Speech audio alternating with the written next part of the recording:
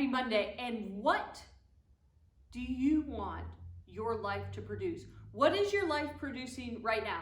We've got all kinds of things happening in our world. We've got all kinds of divisions. We've got anger and anxiousness and worry and not good enough and never going to live up to. We've got all kinds of messages floating around. And yet, does our life give into that? Or do we produce something else? How do we begin to determine what our life will produce? What we will begin to pay attention to? What we will dig in our heels and say, no, I will not give in to fears. I will not give into, because my life is going to produce this. This is what I'm going to share with everyone around me. This is the way I'm going to live. So for today, I've got Psalm 92, verses 12 through 15. The righteous will spring up like a palm tree. They will grow strong like a cedar of Lebanon. Those who have been replanted in the Lord's house will spring up in the courtyards of our God. They will bear fruit even when old and gray. They will remain lush and fresh in order to proclaim the Lord is righteous. He's my rock. There's nothing unrighteous in him. So here, what we hear the psalmist giving us is that it produces life. How does our life spring up like a palm tree? What is the energy that we have? The energy that we show one another. The energy for what our life does. And then they will bear fruit even when old and gray. They will remain lush and fresh. That sense that no matter what happens to us, that we will keep that energy of producing things that are lush and fresh, that are life-giving, not just for ourselves, but for others, right? I mean, this whole sense of the righteous will spring up like a palm tree. They will grow strong like a cedar of Lebanon.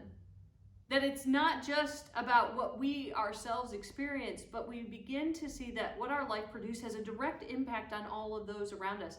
And think about who you surround yourself with. If you surround yourself with someone who is always despairing, who's always fearful, does that begin to creep in, and do you begin to produce that? Do you feed off of that?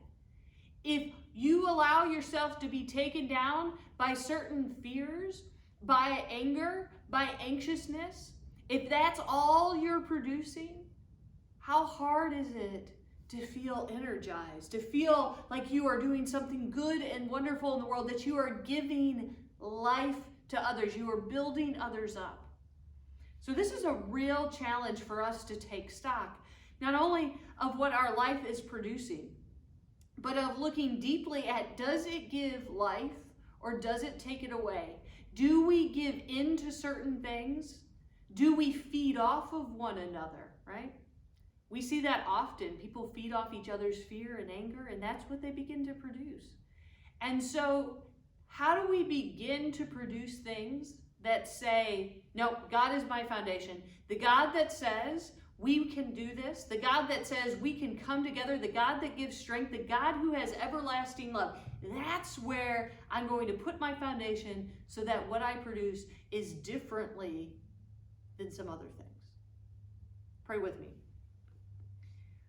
Oh God, as we are surrounded by things, the messages of fearfulness, of anxiety, of despair, of anger, of division, help us to be planted in you, to be found, our foundation of our lives to be on you, so that we may begin to produce things that are life-giving, that we may begin to produce that hope, that strength of love, of everlasting love, that we may be able to draw others in, of saying we have hope, we can have joy if we are founded in you.